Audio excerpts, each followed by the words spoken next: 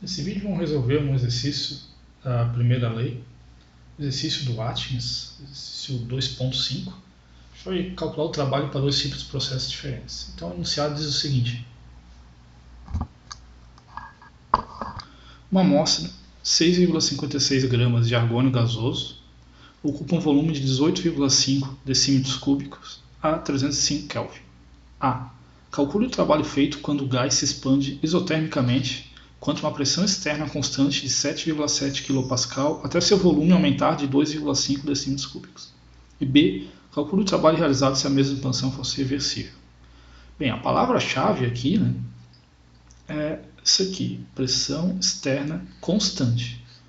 Então a letra A, o trabalho exercido na letra A é contra uma pressão externa constante, que a gente já sabe que a expressão é W menos P dV para calcular o trabalho. Isso para a letra A. Na letra B, a palavra-chave aqui é que a expansão é reversível. É uma expansão reversível e aqui em cima ele também diz que é uma expansão isotérmica. Aqui expande isotermicamente. E a gente já viu que nesse caso o trabalho é menos nRT ln de V2 sobre V1.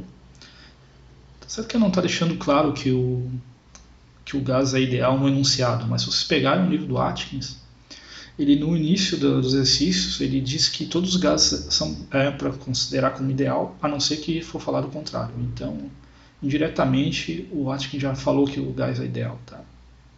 Então, vamos resolver essa questão. Primeira coisa, como sempre, a gente tem que listar aqui as informações que a gente tem. A gente tem que a temperatura é 305 Kelvin. O volume inicial é 18,5 decímetros cúbicos, que é igual a litros, né? É 18,5 litros. E ele diz que o volume aumentou de 2,5 decímetros cúbicos. Então você tinha inicialmente 18,5 e aumentou 2,5. Então seria mais 2,5. Então 18, 19, 20, 21. Então o volume final é 21 decímetros cúbicos. Tá, o que mais ele fala? Isso aqui é informação geral. Né? Ele diz que a massa do argônio é 6,56 gramas. Tá, a gente não quer nada com a massa, né? A gente sempre calcula as coisas em termos de número de mols, então a gente precisa calcular o número de mols, que é a massa pela massa molar. A massa é 6,56 gramas. A massa molar, tem que ver a tabela periódica, mas é em torno de 40 gramas por mol, 19,95 gramas por mol. Então o número de mols de argônio é cerca de 0,16 mol. 0,16 mol. Beleza. Então essas são informações gerais, né, que vão ser aplicáveis tanto a letra A como a letra B. Então na letra A, ele diz que a pressão é constante e é igual a 7,7 kPa. Esse prefixo quilo seria vezes 1000, né? Então a gente tem 7,7 vezes 10 a 3 Pascal.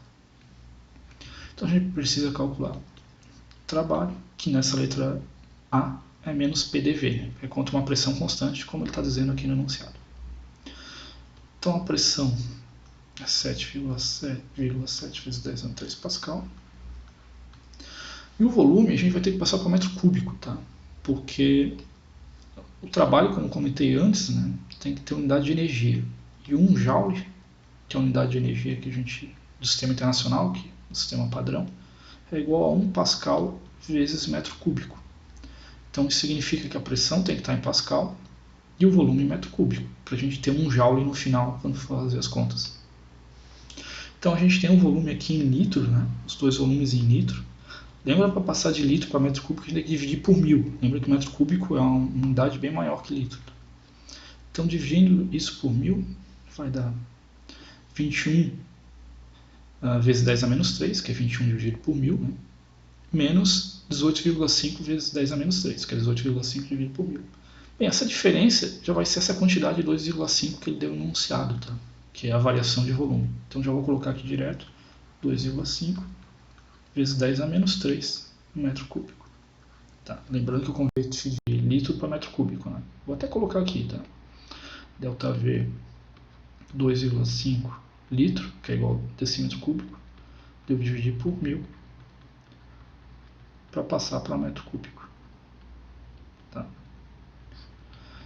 Então, fazendo essa multiplicação, a gente vai ter o valor de menos 19,25 Pascal vezes metro cúbico, que é o Joule. Né?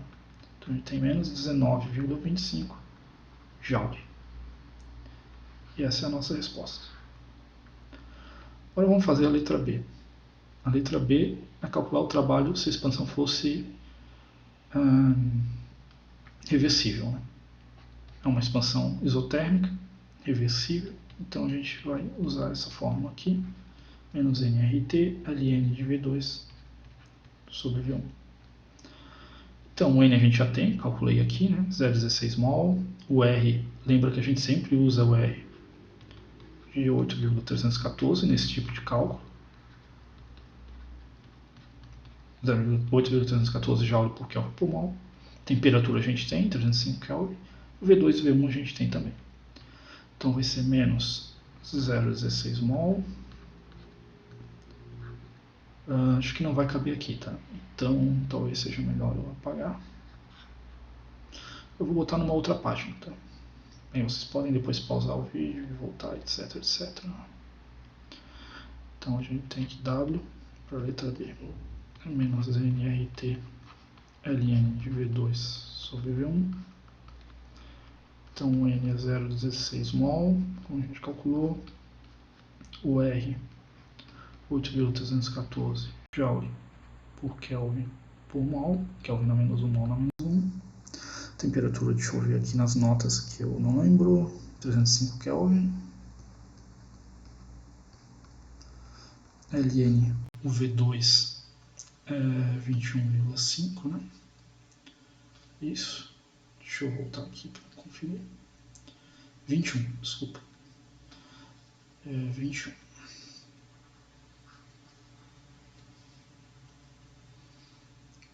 litros dividido por 18,5 litros. Aqui você não precisa converter, tá? Não precisa converter unidade, porque aqui o litro vai cortar com o litro, então não interessa, tá? A unidade. Bem, tudo isso aí vai ser W igual a menos 416,4 Joule, porque percebam que aqui, né, o mol vai contar com esse por mol e o Kelvin vai cortar com esse por Kelvin. Vai sobrar o Joule, né, que é a unidade do trabalho que a gente quer. Daí esse Ln vai dar cerca de 0,1268. Então o trabalho, no final das contas, vai dar menos 52,78 Joule. Então, tá aí a resposta do exercício. Se for comparar, né, aqui o trabalho contra uma pressão constante, deu menos 19,25. Perceba que é uma expansão nos dois casos. Né? O volume do gás está indo de 18,5 para 21 litros, nos dois casos. Então, no primeiro caso, deu menos 19,25.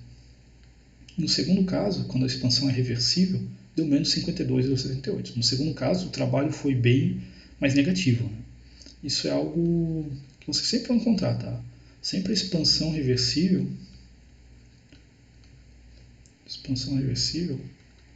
vai gerar mais trabalho. Tá? Você sempre vai conseguir extrair mais trabalho do sistema através de uma expansão reversível. Porque essa expansão reversível é uma expansão gradual, uma expansão feita em várias etapas infinitesimais. Então você consegue otimizar o processo, você consegue extrair o máximo de expansão do gás. E sempre vai ser esse o caso. Sempre o reversível vai extrair mais trabalho em relação ao caso da pressão constante. Bem, esse aqui é um exemplo, então, um exemplo para calcular o trabalho. A gente nos próximos vídeos vai ver como calcular o calor.